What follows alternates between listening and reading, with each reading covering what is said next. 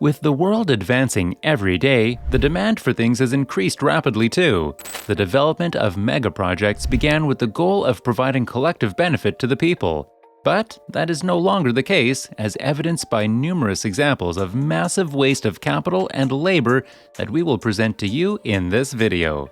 Before we begin exploring the 8 most useless megaprojects in the world, we would like to remind you to subscribe while hitting the bell icon for more interesting content and mind-teasing videos. Did you subscribe? Great! Let's begin. Number 1. Ciudad Real International Airport, Spain. When the European economy was booming in the early 2000s, many superstructures were built because they could be easily funded. But then the financial crisis hit, resulting in the cancellation of some large-scale construction projects. Ciudad Real Airport, for example, is said to have cost 1 billion euros to build. It opened in 2009 and became the country's first international private airport, located in one of the most popular tourist destinations, Spain. The passenger terminal was designed to handle 2 million passengers per year, with the potential to handle 10 million if planned expansions were completed. The airport had one of the top 5 longest runways in Europe. After the last flight operator, low-cost airline Vueling, withdrew its last route from the airport, the site's previous management company filed for bankruptcy and went into receivership in April 2012. It was shut down for 7 years. Reopened in 2019, yet it has no scheduled passenger traffic. Number 2. Interstate H3, Hawaii. This 26-kilometer-long interstate runs through one of the world's most beautiful landscapes in the breathtakingly scenic Aloha state of Hawaii. In 1960, a year after Hawaii was admitted as a state, the United States Congress approved funding for a network of interstate highways on Oahu. The plan included a corridor connecting the Honolulu area to Kaneohe, which the Bureau of Public Roads designated as Interstate H3. Due to environmental complaints and legal challenges, construction was halted at several points. Finally, in an unprecedented move, freeway supporter U.S. Senator Daniel Inouye successfully lobbied Congress in October 1986 to exempt the freeway from most environmental laws. The highway was finally completed 37 years after it was first proposed.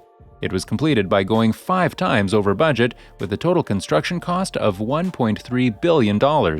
According to critics, the highway is a road to nowhere because the defense considerations of the 60s are no longer relevant and the highway has no direct route to Honolulu. There is also the matter of Native Americans who refuse to use the H3 till the day. Number 3. Naypyidaw, Myanmar. Myanmar is the capital and the 3rd largest city in Naypyidaw. Myanmar's leaders announced the name of the new capital city, Naypyidaw, which translates as King's Abode, in 2006. The reason for the shift from the former capital city is thought to be a desire for a more central location, as well as an increase in population in Yangon. Naypyidaw is home to the Union Parliament, the Supreme Court, and the Presidential Palace. The official residences of Myanmar's cabinet and the headquarters of government ministries and the military also reside there. The city is notable for its unusual combination of large size and low population density.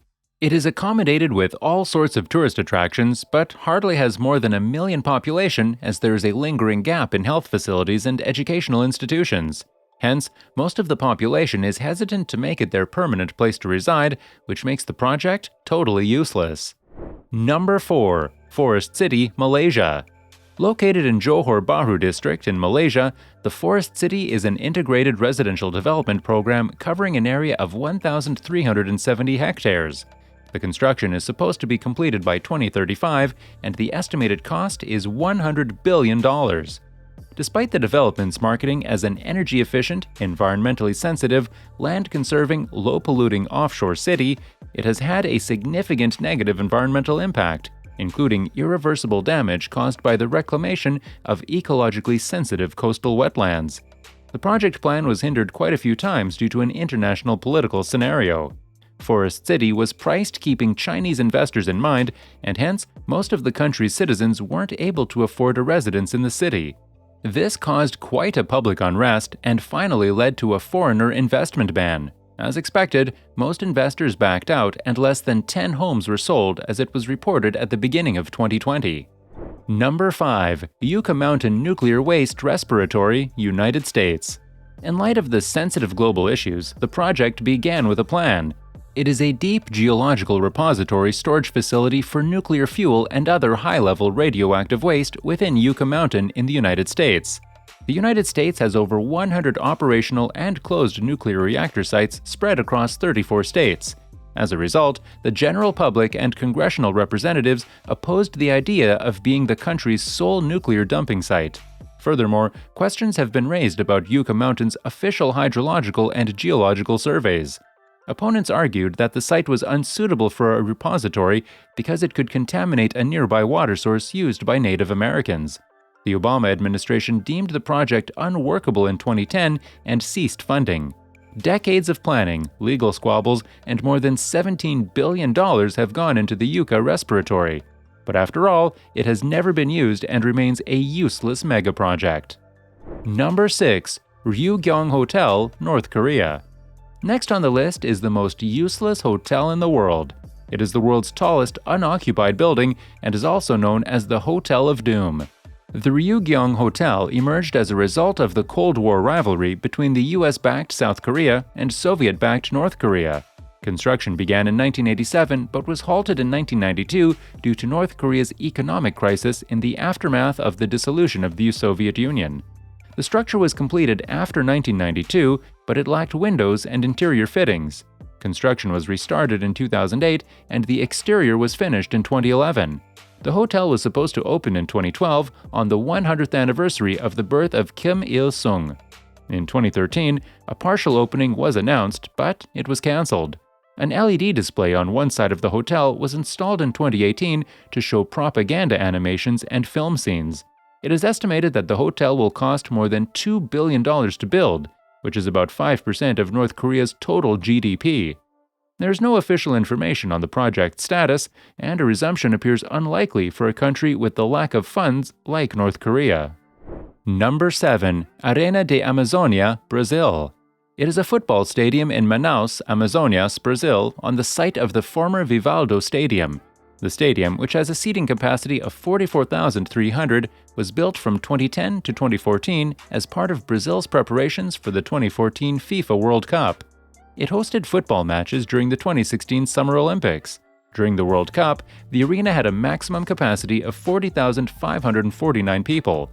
This massive project cost the country $11 billion, and, despite the cost, the country was eager to demonstrate its love for football. However, as we all know, these stadiums are not financially viable in the long run. After only a few uses, the stadium is struggling to recoup its investment. The stadium now stands as a reminder of how the money spent on its construction could have changed the lives of Manaus residents. Number 8. Superconducting Super Collider, United States. It is regarded as America's biggest failed science project. It was a particle accelerator complex in Waxahachie, Texas, that was under construction. With a circumference of 87.1 kilometers, or 54.1 miles, and an energy of 20 tera-electron volts per proton, it was intended to be the world's largest and most energetic ring. Calculations for the design began in 1983 and were approved by the Reagan administration in 1987. While the project's plans appeared to be promising, the reality was quite different. As it turned out, a project of this size faced numerous unresolved challenges, forcing the entire project to be reconsidered. Early estimates put the total cost of the project at $4.4 billion. Many politicians and members of the scientific community were positive that the money could be spent elsewhere. With costs rising on a regular basis, the government finally decided to discontinue the superconducting super collider. With this last part, we have reached the end of our video. What did you think of our list? Do you have any other useless megaprojects you would like us to cover? If you do, please let us know down in the comments so we can explore them in a future video. Just a reminder, if you enjoyed this video, smash the like button and don't forget to subscribe while hitting the bell icon for more mind-teasing videos. Thanks for watching. Until the next one.